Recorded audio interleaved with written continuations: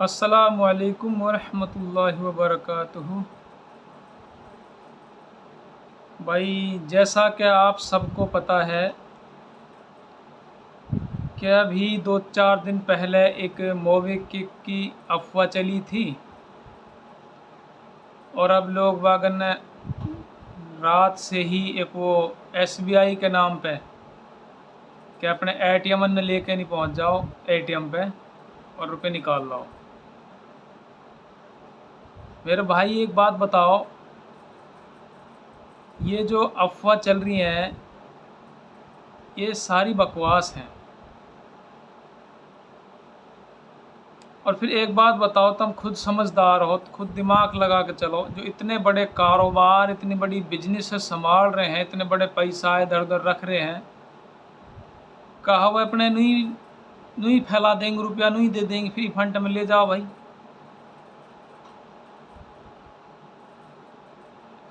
ये सब साजिश हैं, समझो।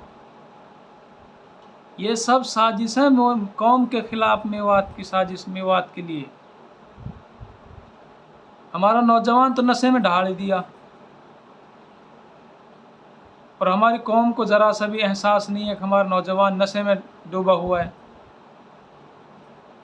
कमाल की बात है यार। बताओ बहन, इस से पैसा आ रहा है। ये हमारे यकीन और ईमान की आजमाइश है कि इनके अंदर कितना ईमान है, कितना यकीन है। अरे कुड़हन तो इस बात की हो रही है कि आज हमारा ईमान इतना भी कमज़ोर हो गया कि जो छोटी छोटी सी अफवाह निकल काम हैं और उनके चक्कर में हम बेचैन होकर पीछे पीछे लग जाएं। जिसके पीछे हमने पड़ना चाहिए वो तो रख दिया हमने बहुत दूर, और जहां हमें 5 वक्त जाना चाहिए उससे तो हम बिल्कुल मुंह फेर के बैठे हैं। और जिससे कोई फ़ायदा ही नहीं हो रहा है, खाली फिजूल की साजिश हैं, अफवाह हैं, और उनके पीछे हमने रात दिन एक कर दी। ऐ अल्लाह के बंदे हो, डरो उस परवरदिगार से जहाँ जाके तुम्हें जवाब देना है। जिसके पानी के बगैर तुम रह ना सको, जिसकी हवा के बगैर तुम जी ना सको, जिसके खाए खुराक के बगैर तुम जिंदा ना रह सको,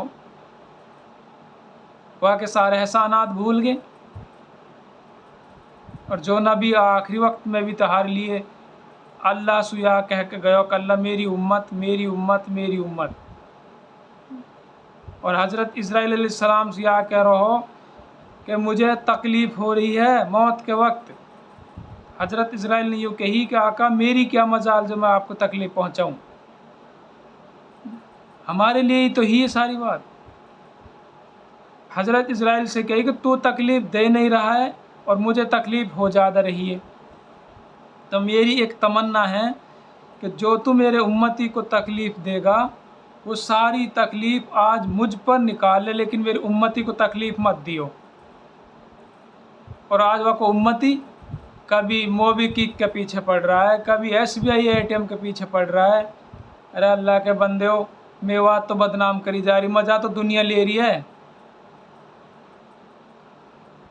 मज़ा तो और भुतेरी दुनिया ले रही है। दुनिया में फ्रॉड हो रहे हैं, मेवात में कहाँ है? कुछ भी ना है। हमें तो नशे में ढल गई मेवात।